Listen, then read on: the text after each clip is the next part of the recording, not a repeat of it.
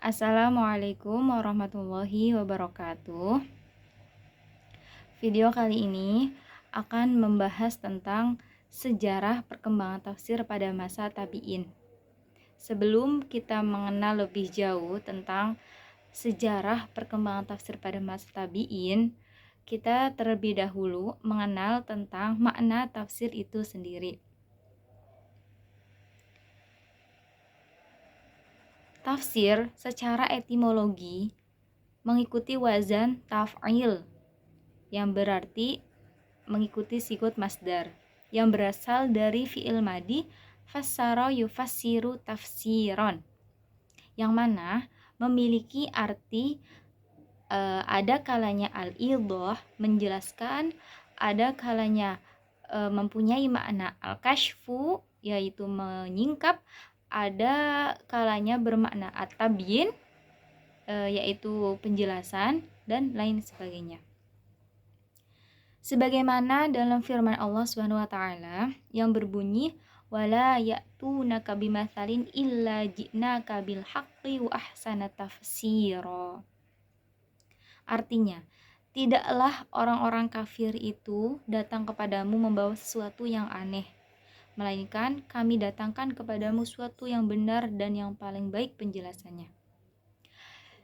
Dalam kitab Mufradat fi Ghoribil Quran karya Ar-Raghib Al-Asfahani, bahwasanya al-fasru artinya adalah menampakkan makna yang dapat diterima oleh logika.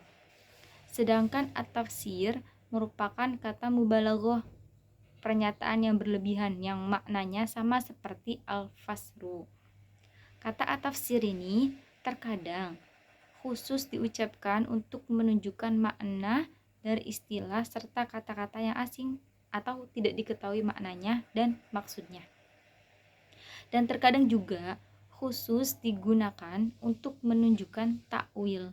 Oleh karenanya dikatakan takwil ru'ya dan tafsir ru'ya. Arti keduanya adalah sama, yaitu tafsir mimpi.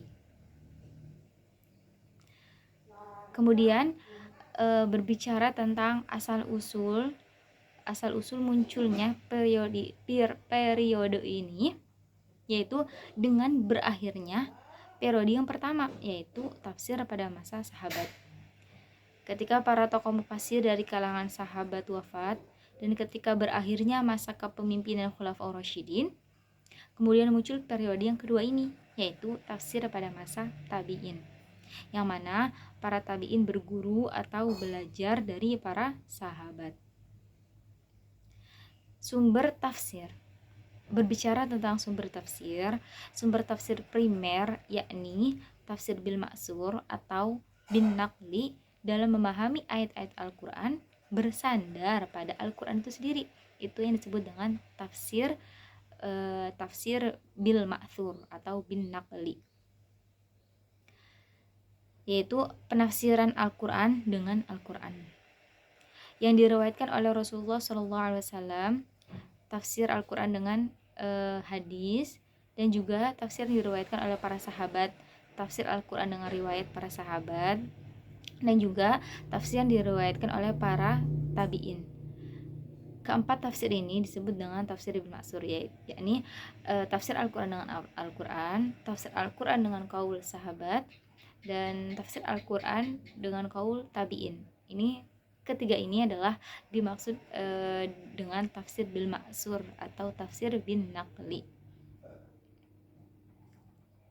Kemudian berbicara tentang sekolah-sekolah tafsir pada periode ini, pada masa tabi'in, itu ada madrasah tafsir Mekah, ada juga madrasah tafsir Madinah, kemudian ada juga madrasah tafsir Irak.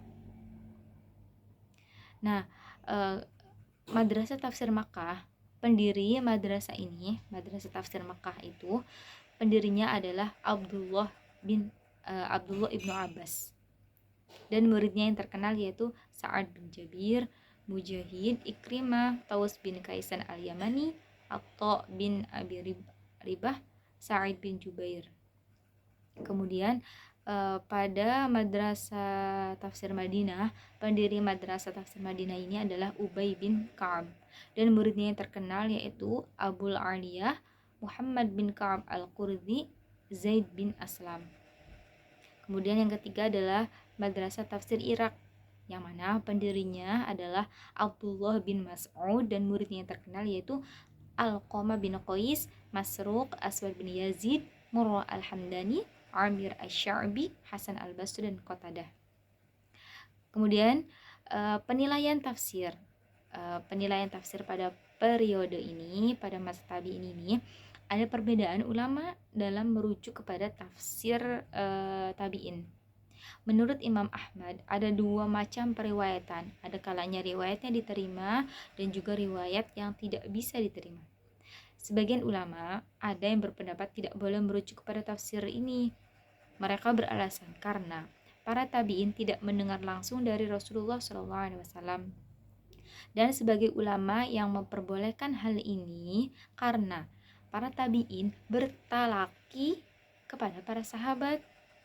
Misalnya ketika Mujahid membacakan Al-Quran kepada Ibnu Abbas, beliau berhenti di suatu ayat, kemudian menanyakannya kepada Ibnu Abbas. Karakteristik tafsir pada masa tabi'in ini banyak mengutip kisah Israiliyat dan Nasrailiyat. Kemudian tafsirnya itu masih menggunakan sistem talaki dalam periwayatan. Kemudian munculnya benih-benih perbedaan madhab pada masa tabi'in ini. Kemudian juga banyaknya perbedaan pendapat di antara para tabi'in dalam penafsiran. Ya, kesimpulan dari video kali ini yang berbicara tentang sejarah perkembangan tafsir pada masa tabi'in, bahwasanya perkembangan ilmu tafsir memang tidak bisa dihindari. Ia melintas zaman dan generasi. Kajian ilmu tafsir tidak pernah berhenti dari sejak dahulu sampai sekarang. Kajiannya terhadap Al-Quran selalu berkembang seiring berjalannya zaman. Kajiannya selalu menghasilkan ilmu baru dan menggali berbagai mutiara dalam kandungan Al-Quran. Banyak sekali dari berbagai kalangan yang telah menumpahkan segenap waktu, tenaga, dan pikirannya untuk selalu mengembangkan ilmunya sekaligus berinteraksi dengan kalam yang mulia, yaitu Al-Quran. Ilmu tafsir berkembang, berjalan, dan tumbuh beriringan dengan perkembangan masa. Salah satu masa yang dilintasinya dalam masa para tabi'in, tafsir pada masa tabi'in ini melahirkan para mufassir yang cerdas melalui madrasah-madrasah yang didirikan. Ada madrasah Makkah, ada madrasah Madinah, ada madrasah Irak oleh para yang didirikan oleh para sahabat.